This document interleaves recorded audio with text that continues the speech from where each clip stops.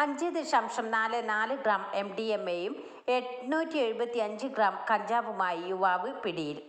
മുതുവല്ലൂർ നെല്ലിക്കുന്നമ്മൽ ആകാശാണ് പിടിയിലായത്. Kondotty DYSP Santhosh Kumar, DANSAF DYSP Sibi എന്നിവരുടെ നേതൃത്വത്തിൽ കൊണ്ടോട്ടി IPSI ജിഷിൽ എന്നിവരും കൊണ്ടോട്ടി പോലീസും കൊണ്ടോട്ടി ഡാൻസ് ഓഫ് സ്ക്വാഡ് അംഗങ്ങളും ചേർന്നാണ് പിടികൂടിയത്. ജില്ലയിലേക്ക് വിൽപ്പനയ്ക്കെത്തിച്ച മയക്കുമരുന്നാണ് പിടികൂടിയത്. ബാഗിൽ പ്ലാസ്റ്റിക് കവറിൽ ഒളിപ്പിച്ച നിലയിലായിരുന്നു സാധനങ്ങൾ കണ്ടെത്തിയത്. നടപടികൾ പൂർത്തിയായി വരുന്നതേ ഉള്ളൂ.